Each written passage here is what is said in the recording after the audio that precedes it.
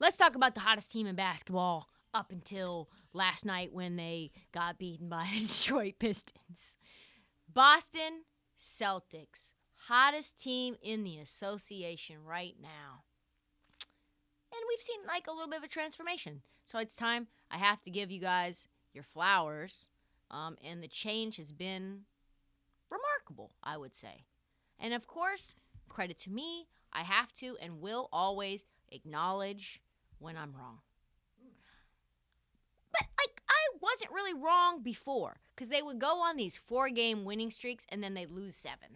They'd win 2 and then lose 4. They just up and down and up. And I was like constantly last year apologizing and then recanting the apology and then apologizing again. And then I was like, you know what? Maybe that's the identity of this team. Maybe all they are is just a roller coaster. Maybe they're one of the most inconsistent teams with a ton of potential that is going absolutely nowhere. And that is exactly what happened, which is why Brad Stevens departed and a new general came into town.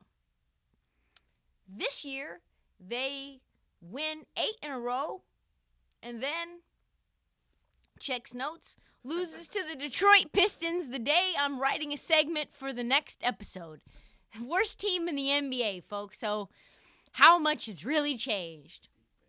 I'm kidding. They actually are a good team, I think, this year. They really did lose to the Pistons, but somehow, some way, it feels different. I don't actually see a 4-game losing streak coming. I don't see a skid coming.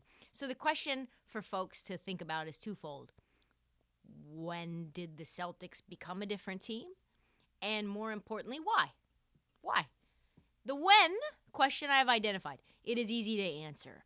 Numerous times this season, Udoka has called out the Celtics for publicly excoriating, really, for lacking effort and for being soft. Like, you are soft, and particularly after a terrible loss to the Knicks on January 7th, this is what Ime said. It was rock bottom January 7th. So a little more than a month ago. This is what he said. It's lack of mental toughness to fight through adverse times. And it's across the board. It's a turnover here. It's a bad shot there. It's a missed defensive assignment here. Several missed rebounds tonight. And so all of this seemed bad at that time, and it came to a head following a terrible loss to the Philadelphia 76ers, which you might not remember. Joel Embiid remarked after the game why the Celtics were so easy to beat, and I thought I would play that clip for you right here. If you compare, tonight from the other night, it's kind of easier to guard. Charlotte, they moved the ball extremely well, and, they had shooters all over the place, and they made a bunch of jump shots. Obviously, Boston is more of an ISO every team, so it kind of becomes easier to kind of load up and trying to stop him. And, I thought Tiss and, guys, we challenge our perimeter guys to contain the ball. And I think they did that tonight. Just casual. He didn't even, clown them, really. He was just like, listen, Charlotte, they're just a better team, truthfully. They have shooters. They move the ball really well. They've got them all over the place. They make a bunch of jump shots. Boston, he just said it so chill. Boston, they're just an ISO heavy team. Everybody knows that. So it becomes easier to load up and try to stop them. And guys like Matisse Thybulle, it's like work when Jason Tatum's going to go dribble 30-footer. It's pretty easy when we know what he's going to do, which is not pass the ball. He drug them out back and laid their corpse on the street, and he drove over them without even meaning to. He said that so matter of fact, and cue the Jordan meme, the Celtics caught note of that presser, and they took that personally. And something at that very moment apparently clicked in the Boston locker room, because since that game, they've been winning, and there's one reason we can identify that they have become so much better pretty much overnight. Besides their defense, passing. just passing the ball. It's unusual how just cutting without the ball, passing said ball around till you get an open look can help you win games. Somehow, some way, Ime Udoka has gotten the Celtics to do the one thing that they haven't done in the last 3 years, as well as earlier this year. In his introductory presser, Udoka said, under Brad Stevens, that we're among the worst in the NBA for assists that year, that we are going to play team basketball. And he's fought tooth and nail and clawed and tried carrots and tried sticks, tried a blend of carrots and sticks, and found out a way. Okay, it's not just me. Maybe Joel Embiid needs to say some mean things. In other words, Joel being like, all they do is ISO, which everyone knows. Like, this is not a new concept. We all know that that's what Boston Celtics have been doing. But Joel Embiid said it just so casual, and I think it just hit different. And all of a sudden, they started to share the rock.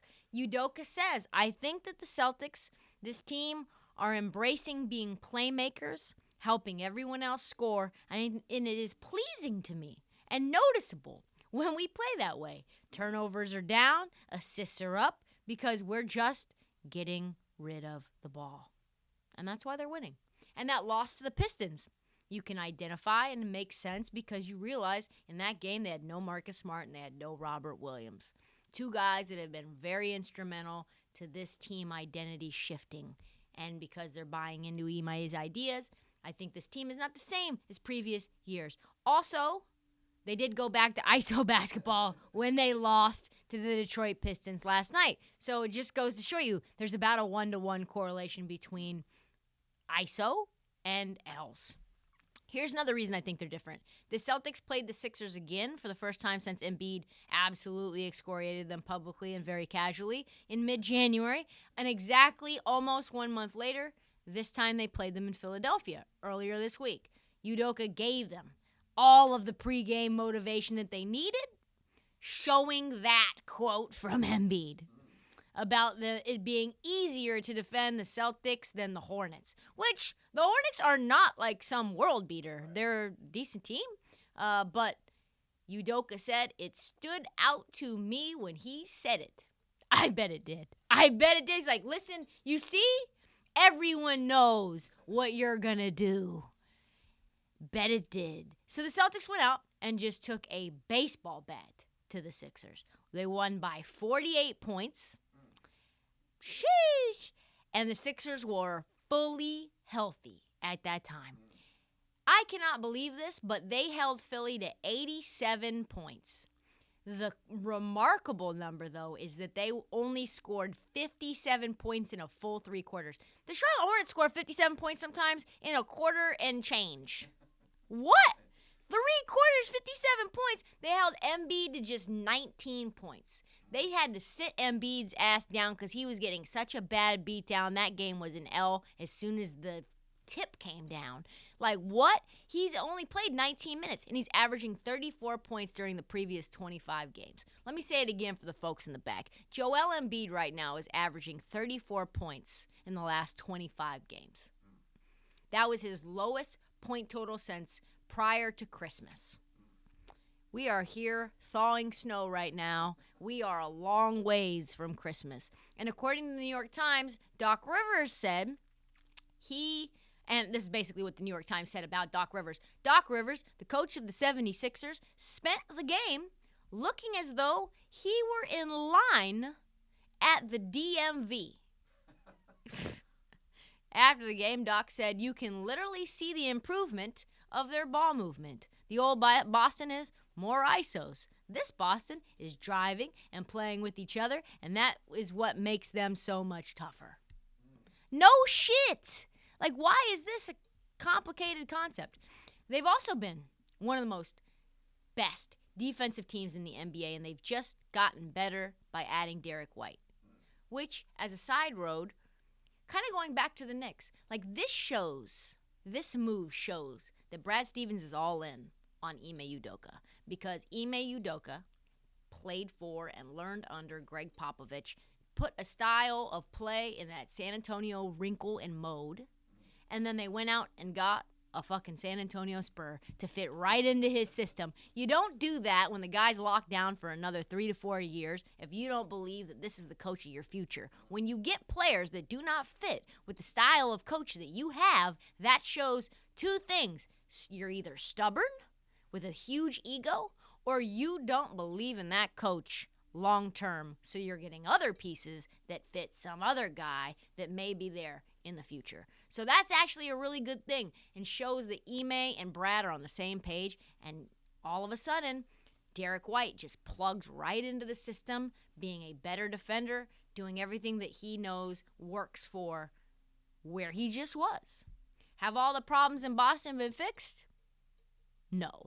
I mean, you just saw what they can be, right? It's still a wonky roster. There are times that they revert back to their natural state. Like, their natural DNA is to just do a million dribbles and a contested step back 20-footer.